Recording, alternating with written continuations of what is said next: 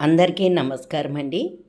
సుందర నాగభద్ర cooking ఛానల్కి సుస్వాగతం. ప్రకృతి ఆహారమే ఔషధం.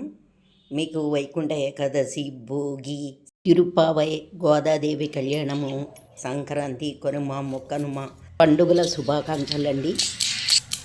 పండుగ సందర్భంగా మా ఇంట్లో నేను వెన్న చెక్కలు ఏ విధంగా చేస్తానో చేసి చూపిస్తున్నానండి. ఒక స్పూను శనగపప్పు అండి, మీరు కావాలంటే ఎంతైనా వేసుకోవచ్చు. అలాగే 2 స్పూన్లు పెసరపప్పు శుభ్రంగా కడిగి నానబెట్టానండి. కొత్తిమీర, కరివేపాకు, పుదీనా 3 గుప్పుళ్ళు తీసుకున్నానండి. ఈ 3 కలిపి నీళ్లు వాడ్చేసి చిన్న చిన్నగా ముక్కలుగా చేసి అట్లా పెట్టుకున్నాను. అలాగే 1 ఇంచి అల్లము, కారం గల పచ్చిమిరపకాయలు 7-8 తీసుకోండి, మీ కారానికి తగ్గట్టు తీసుకోండి. వీటిని చిన్న ముక్కలుగా చేసి ఒక 1/2 టీ స్పూన్ ఉప్పు వేసి మిక్సీ పట్టి అలా ఉంచానండి. 2 గుప్పిళ్ళ పల్లీలని లైట్గా వేపానండి, ఎక్కువగా వేపలేదు, మరలా నూనెలో వేగాలి కాబట్టి. అలాగే కేజీ రేషన్ బియ్యంని రాళ్ళు లేకుండా చూసుకుని మరపట్టించానండి. 1/2 టీ స్పూను ఉప్పు వేసాను, మీకు తగ్గట్టుగా మీ రుచికి తగ్గట్టుగా వేసుకోండి. 100 గ్రాములు వెన్నని వేసుకున్నాను. అలాగే కొత్తిమీర, కరివేపాకు ముక్కలు చేసి పెట్టుకున్నది వేసేసానండి. అల్లం, పచ్చిమిర్చి రుబ్బింది వేసేసుకున్నాను.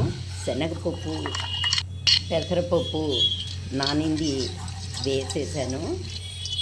అలాగే 1 టేబుల్ స్పూను వామును రాళ్ళు లేకుండా చూసుకుని కొద్దిగా నలిపి వేస్తే ఫ్లేవర్ బాగుంటుందండి. ఒకసారి అంతా కలిపేసిన తర్వాత ముద్ద అవుతుందో లేదో ఒకసారి చూసుకోండి. ముద్ద అవ్వట్లేదు అంటే కొంచెం నూనెను కానీ నెయ్యిని కానీ వేసుకోండి. 1/2 లీటరు నీళ్ళుని సలసల మరిగేటట్టు కాచుకొని ఆ వేడి నీళ్ళు వేస్తే గుళ్ళు ఎరుగుతాయి అని చెప్తారండి. స్పూన్తో ఒకసారి కలిపేసిన తర్వాత గుప్పెడు నువ్వులు, గుప్పెడు సగ్గు బియ్యాన్ని తీసుకుని కలిపానండి. అలాగే ఇవంతా కలిపి ఒకసారి వేసిన తర్వాత నాకు కొంచెం జీలకర్ర చాలా ఇష్టమండి, అందుకని వేసాను. అలాగే 2 గుప్పలు పల్లీలను ముక్కలుగా చేసి వేసుకోవాలండి. చిట్టుగడు పసుపుని కూడా వేసి కలిపాను. కొద్దిగా నూనెని ఒక ప్లాస్టిక్ కవర్ తీసుకొని రాసుకోండి. అలాగే ఒక ప్లాస్టిక్ డబ్బాకి కవర్ కట్టేసి చిన్న బాక్సులు ఉంటాయి కదా, వాటికి ఒక కవర్ కట్టేసేయండి.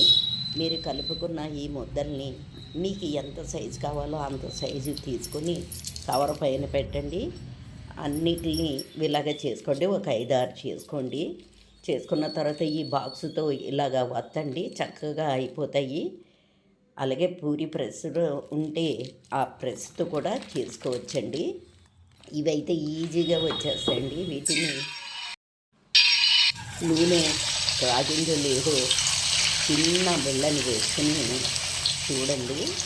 నూనె కాగిన తర్వాత నేను చేసుకున్న ఈ చెక్కలన్నిటిని వేసేసిన తర్వాత కొద్దిసేపు అయిన తర్వాత కదపండి.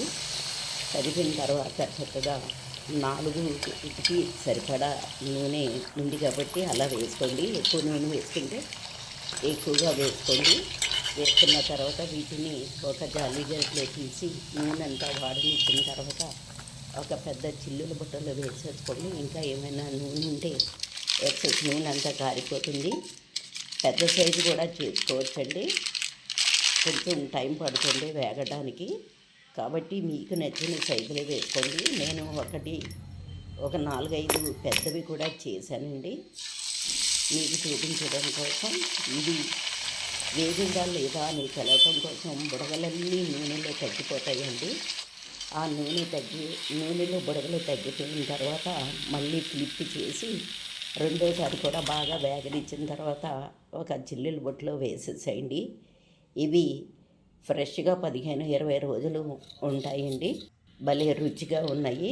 ఒకసారి ట్రై చేసి చూడండి. నీ వీడియో నచ్చితే ప్లీజ్ తప్పనిసరిగా సబ్స్క్రైబ్ చేయండి. సర్వే జన సుఖినో భవంతు.